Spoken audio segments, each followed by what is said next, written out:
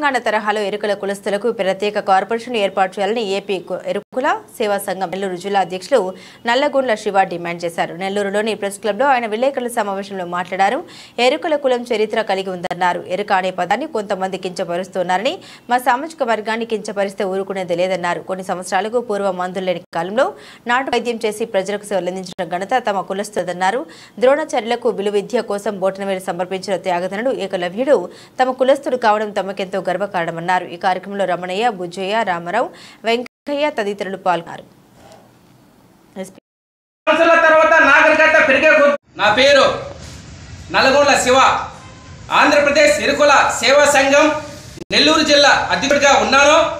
మరి మా అధ్యక్షులు, రాష్ట్ర అధ్యక్షులు పాలపర్తి శ్రీనివాసరావు గారి ఆదేశాల మేరకు నెల్లూరు జిల్లాలో మేము 38 మండలంలో ఉండేటువంటి ఇరుకుల కులస్తులు అందరినీ ఐక్యం చేసి వాళ్ళల్లో చైతన్యాన్ని రూపొందించడానికి మేము కమిటీలు వేస్తూ ఉంటే, అదే క్రమంలో మాకు ఇరుకుల కులస్తుల నుంచి వచ్చే ఒకే ఒక ప్రశ్న, అది ఏమిటంటే మా ఇరుకుల అనే పదాన్ని అర్థం తెలియకుండా అవమానించడం. అయ్యా,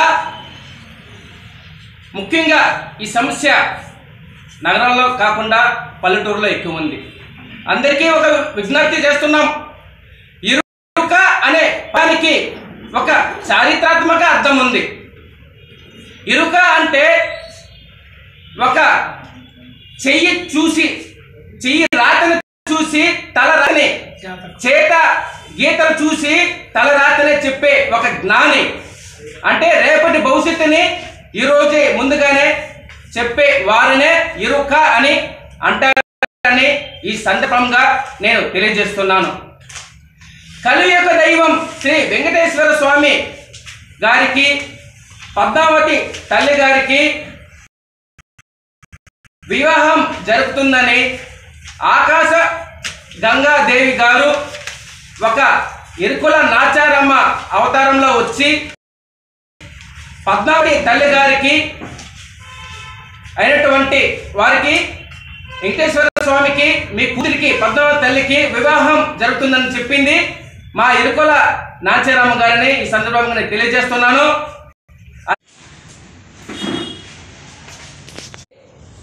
మాకు ప్రత్యేక ఐటీడీ కూడా కావాలి.